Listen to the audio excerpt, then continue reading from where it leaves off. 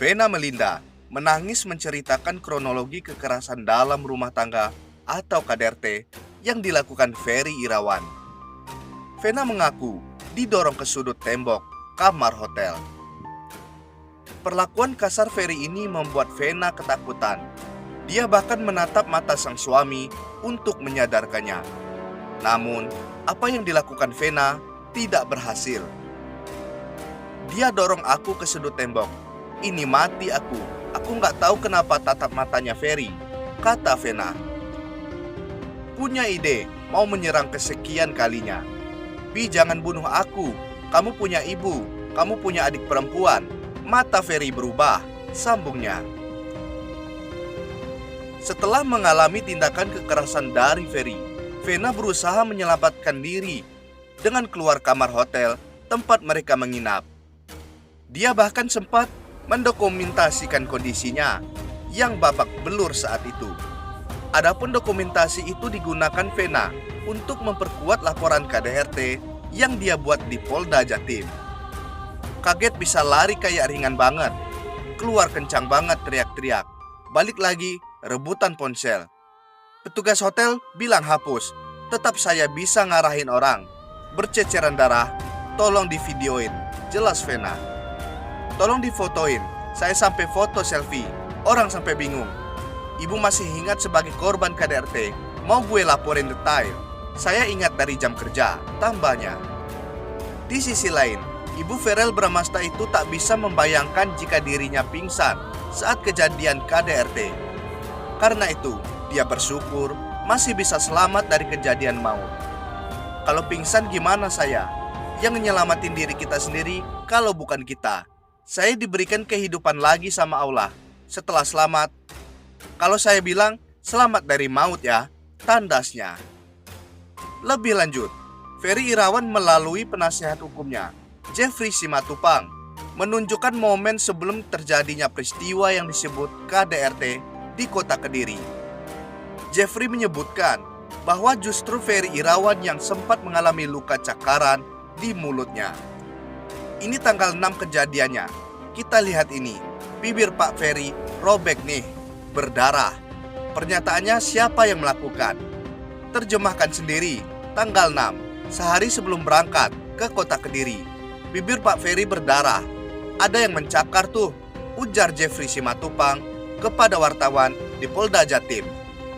Ferry sendiri membenarkan apa yang dinyatakan oleh Jeffrey. Suami Vena Melinda itu juga bermaksud meluruskan tentang kronologi dirinya menemani Vena Melinda di kota Kediri. Menurutnya, dia sendiri sebenarnya pada saat itu ada kegiatan syuting. Tetapi karena Vena Melinda memintanya menemani ke kota Kediri untuk mendatangi daerah pemilih atau dapil, maka dia pun membatalkan jadwal syuting tersebut. Tanggal 7, saya sebenarnya ada kegiatan lain. Harusnya saya ada syuting, tapi karena saya diminta mendampingi istri saya untuk membawa mobil ke dapilnya. Jadi dengan berbagai cara, saya cancel kerjaan saya. Saya menemani istri saya di dapil di Jatim, ujarnya. Jeffrey selaku penasehat hukum Ferry Irawan menegaskan bahwa kehadiran dirinya bersama kliennya di Polda Jatim hari ini salah satunya untuk meluruskan sejumlah berita yang sudah menyebar. Kami akan meluruskan semua berita yang sudah ada selama ini. Kita harus melihat kronologis itu secara utuh. Jangan ada yang dipotong sama sekali, ujarnya. Selain itu, Vena Melinda yang melaporkan suaminya Ferry Irawan atas dugaan KDRT. Dia juga menyebut bahwa dirinya sudah tidak dinafkahi selama. Ferry yang kini sudah menjadi tersangka menunjukkan bukti transfer bahwa ia masih menafkahi Vena Melinda. Ferry menyampaikan itu saat memenuhi panggilan pemeriksaan di Polda Jatim, didampingi penasehat hukumnya, Jeffrey Simatupang. Ia tunjukkan sejumlah bukti transfer ke rekening Vena Melinda. Untuk klarifikasi juga, kalau dibilang Pak Ferry ini suami yang tidak bertanggung jawab, ini bukti transfernya. Katanya tidak menafkahi itu. Saya tidak perlu tunjukkan semua. Ini adalah salah satu bukti juga. Benar Pak Ferry, masih memberikan nafkah? Tanya Jeffrey kepada Ferry. Menjawab pertanyaan itu, Ferry menyatakan bahwa dirinya masih memberikan nafkah. Ia tegaskan juga bahwa hasil kerjanya selama ini sebagai influencer telah ditransfer langsung ke rekening Vena Melinda. Masih, walaupun tidak seperti orang yang layaknya bekerja di kantoran.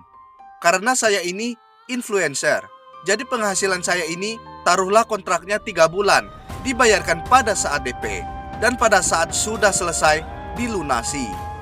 Alhamdulillah, semua yang saya dapatkan itu semua saya berikan dan masuk ke rekening istri saya, katanya. Tidak hanya itu saja, Ferry juga mengungkapkan dirinya bahkan sempat mendatangi notaris begitu menikahi Vena Melinda agar niatnya untuk membahagiakan istri tercatat secara hukum. Karena dari awal saya sudah menyampaikan, saya tidak ada niat untuk tidak membahagiakan istri saya. Saya datang dengan niat yang baik. Makanya saya datang ke notaris. Saya sudah sampaikan ke istri saya, ujarnya. Dengan niat baik ini saya ingin mewujudkannya dalam bahasa hukum, bahwa apa yang saya dapatkan baik sebelum dan sesudah menikah akan saya berikan semuanya untuk istri saya, dan saya tidak akan mau mengganggu gugat, lanjutnya. Penasehat hukumnya Jeffrey mencoba menegaskan kembali bahwa Ferry memang sama sekali tidak menerima uang hasil pekerjaannya. Seluruh uang itu diamatkan ke rekening Vena Melinda. Jadi nggak ada 1 rupiah pun yang masuk ke rekening bapak. Nggak ada sama sekali, tanya Jeffrey. Berarti setiap transfer langsung masuk ke rekening siapa? Tanya Jeffrey lagi. Ke rekening istri saya. Jadi kontraknya atas nama saya, tapi hasilnya masuk ke rekening istri saya, ujar Ferry. Bagaimana menurut pendapat Anda?